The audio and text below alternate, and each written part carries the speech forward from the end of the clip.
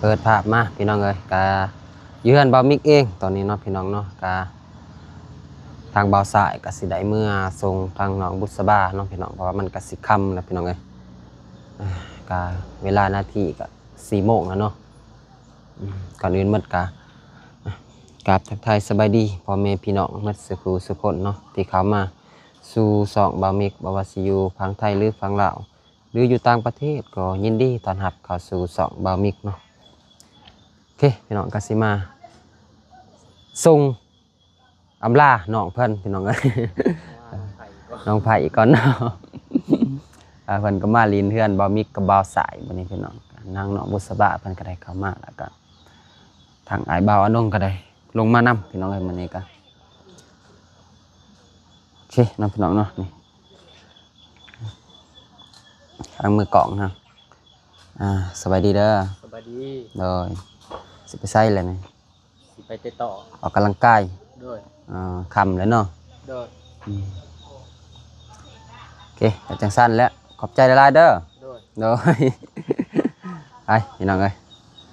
ไปหาทางน้องเพิ่นก่อนสิเดินทางกลับแล้วเนาะ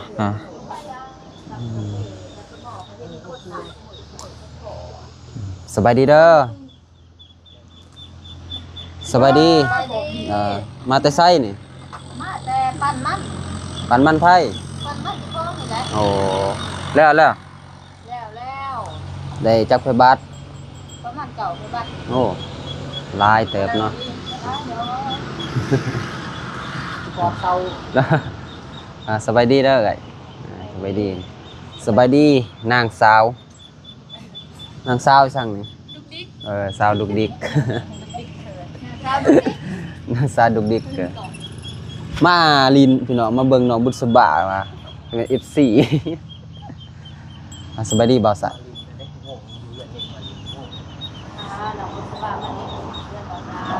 สบายดีบ่าวสะสบายดีมันก็จีค่ะนะลืมแล้วบ่คุมแต่แนมน้องพันลายบ่ฮะสิกลับเพื่อมาส่งน้องเลยบ่เลยอ๋อต่อยามันคำยันพ่อแม่น้องมันเป็นห่วงอ๋ออย่ามันคำโดยแต่มีแต่คอยเมื่อเด้อตัวมันกำหนด4 โมง 5 โมงเนี่ยนี่จักโมงอันนี้4 โมง 5 โมง4 โมง 5 โมงอย่าง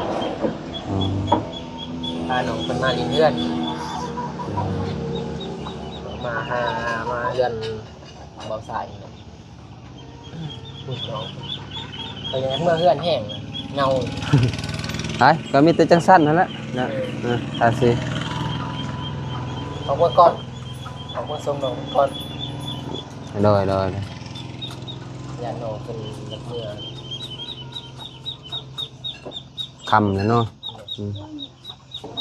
สั่นเด้อโดยไปมาส่งน้องสายพี่น้องบ่าวสายมาส่งน้องบุษบาสบายดีเด้อได้คอยเมื่อได้เด้อ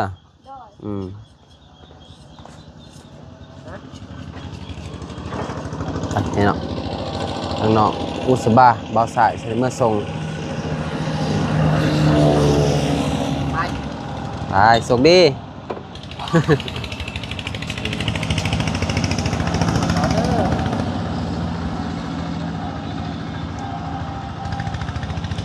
พี่น้อง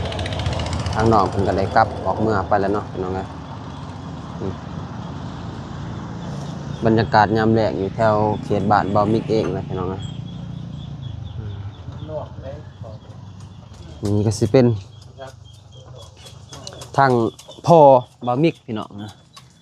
สบายดีเด้อพ่อสบายดีบ่าวมิกกับบ่ได้ถ่ายพ่อพี่น้องครับมื้อนี้สิมาถ่ายให้เห็นหมด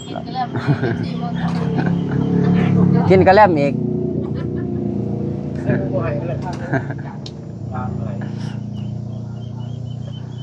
พ่อเพิ่นเฒ่าแล้วพี่น้องอายุก็60 ปลายปีแล้วเนาะพ่อเนาะอายุก็60 ปลายนะ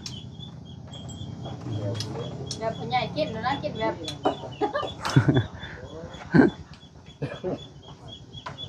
ลูกตาย เฮ้ยพี่น้อง เจ็บ ทางหนองมันก็ได้เมื่อเบ่เลี้ยงเบ่2โตพ่อกับแม่เพิ่นเลี้ยงคือมันถือผ้าแล้วมาจักแต่นี่จังสั่นเลยพี่น้องเอ้ยมีแต่บะหมิกสีฮดนานก่อนค่ำเลย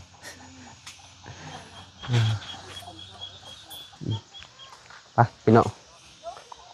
หาฮดนานยามแรงก่อนอยู่เพื่อนเบามิกเองมื้อนี้พี่น้องเอ้ยท่อตัวนั้นได้บ่ปลักเสียบก็เฮ็ดป้าอยู่ห้องน้ำพี่มาพี่น้องนั่ง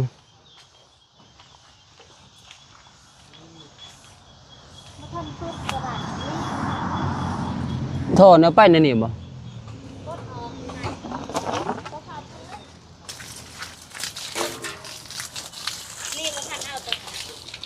แล้วมาพี่แล้วก็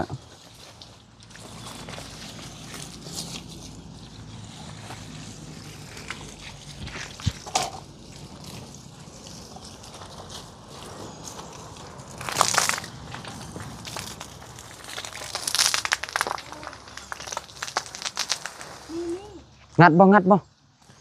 แล้ว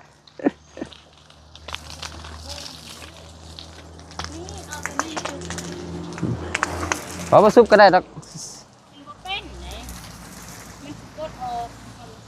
เป็นเนาะ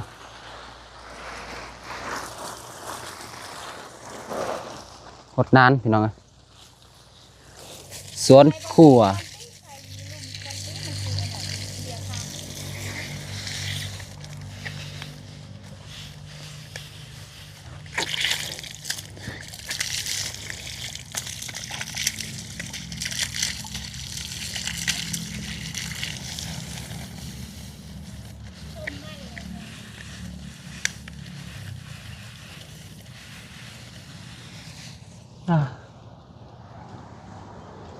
สบายพี่น้อง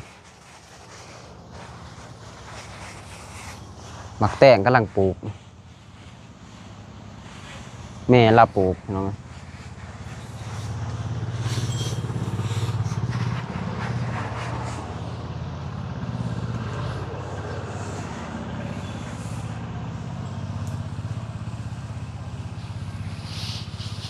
ข้าวคั่ว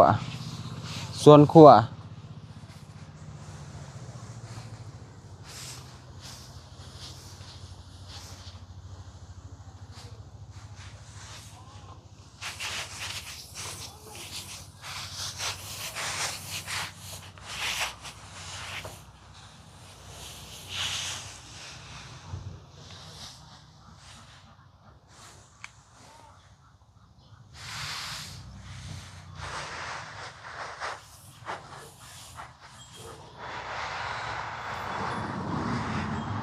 พ่อเพิ่นได้กินพี่น้องมีผักนี่สบาย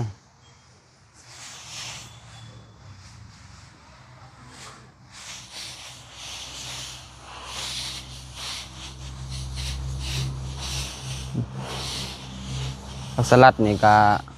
อันนั้นหมดเลยพี่น้องเอ้ยครับแก่หมดเลยเป็นดอกหมดเลย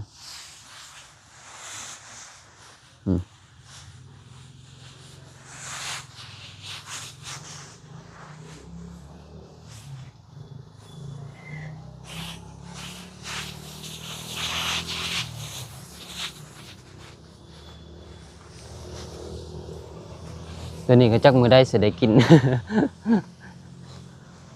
หยอดวายนี่วายคมพี่น้อง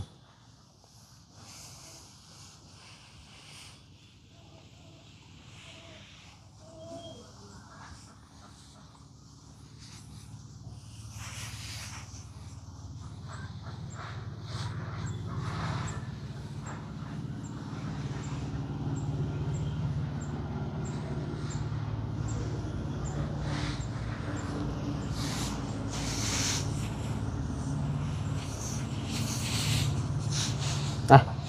ย่างไปผ่านอีกสบาย มีแนวกินพอได้กินกับพี่น้องเอ้ย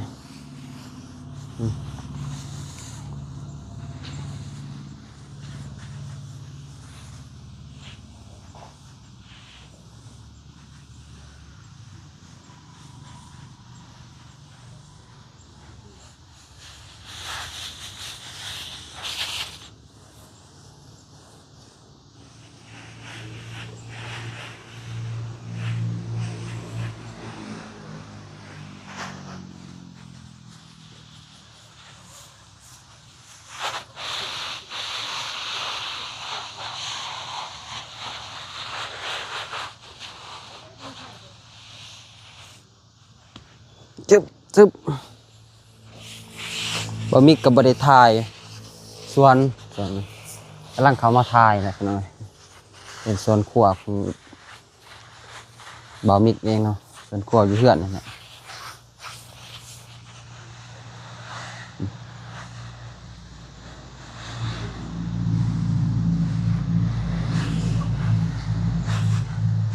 พักนี้ขั้นสมจนสิหมดแหละหอมบัว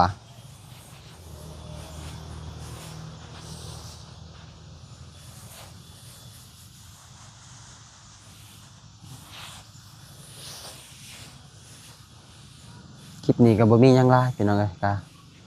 หลังจากที่บ่าวสายมาส่งน้องเพิ่นแล้วก็เฮ็ดเวียกหดนานนี่แหละยามแลงพี่น้องเอ้ยก็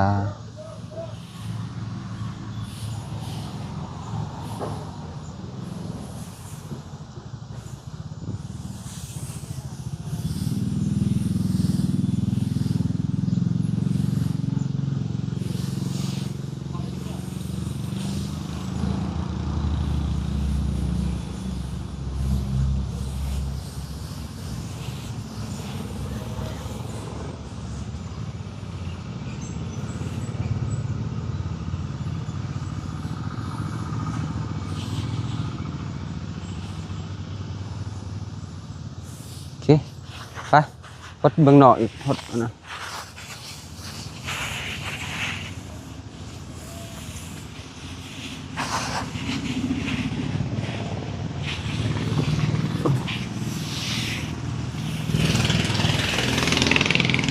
อย่านี่มันขอดเนาะ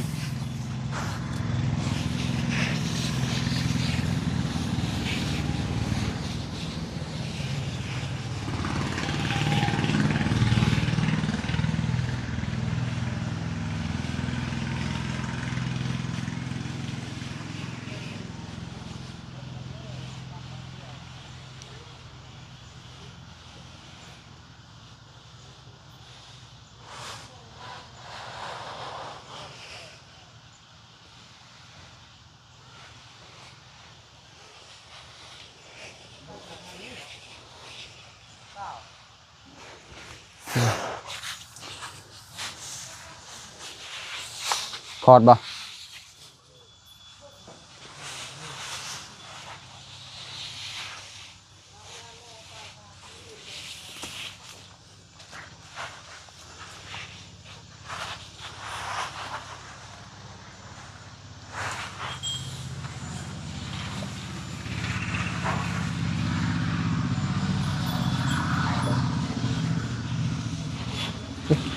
เข้ามาแบบนี้เลย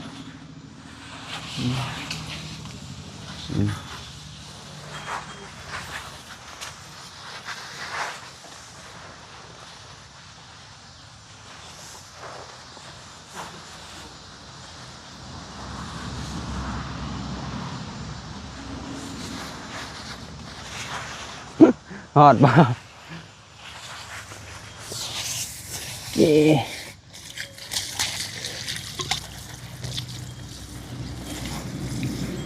โอ้เปียกหมด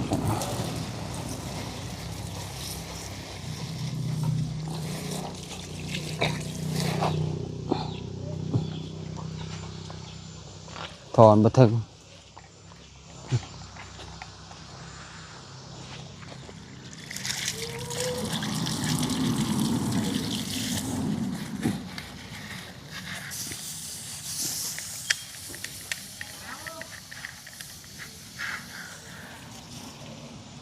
ม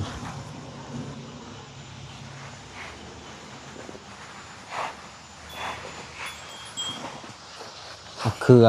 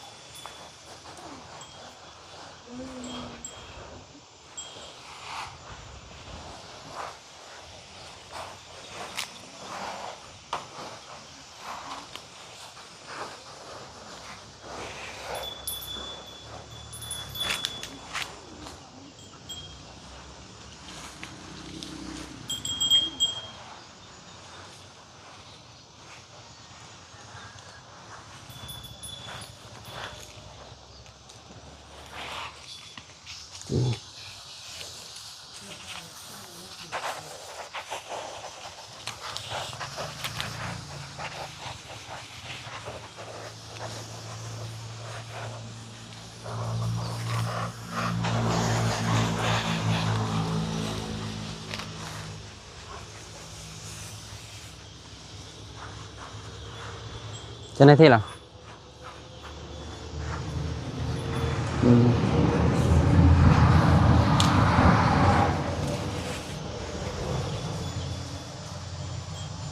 ไก่สิแล้วน้องเอ้ย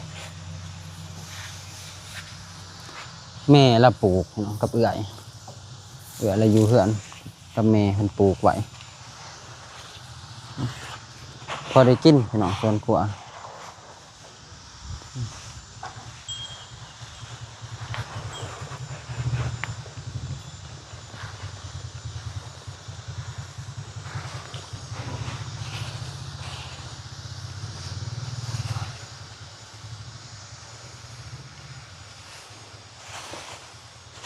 กุ้งหมักหลอด ท่านเป็นหมากพี่น้อง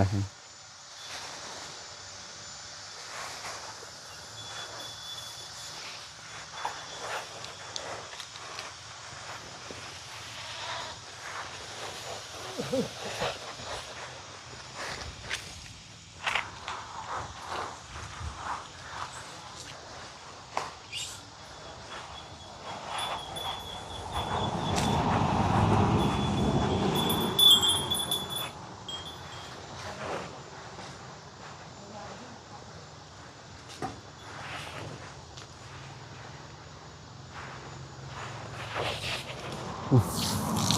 เคพี่น้องก็สิเลยพอแล้วจำนี้ละ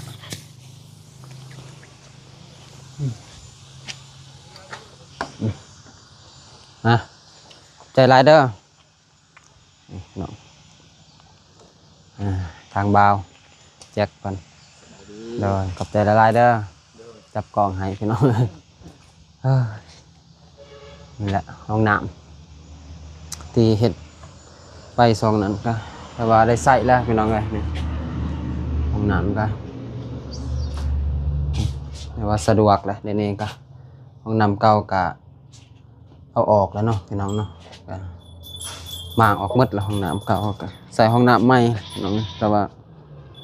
บ่ได้โบกนะเฮ็ดแต่ซ้ำนี่แต่พี่น้องนะซ้ำเลยทายนี่แหละ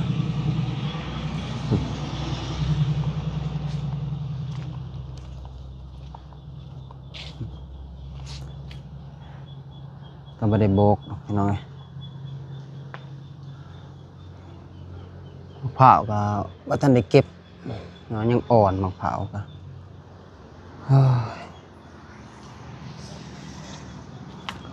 ก็สิมีแต่สำนีแหละพี่น้องคลิปนี้ก็บ่ได้มีหยังหลายก็เฮ็ดเวียกกับบ้านเองบ่ได้ไปซอยทางใดพี่น้องเนาะมื้อนี้ก็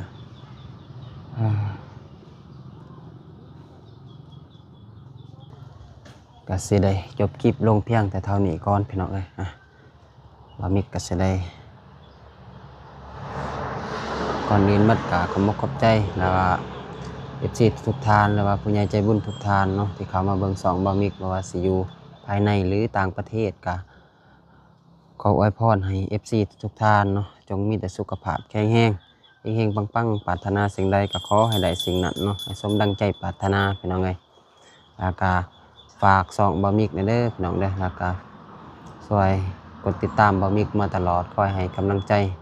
บ่มิกมาตลอดเนาะพี่น้องเนาะก็บ่มิกก็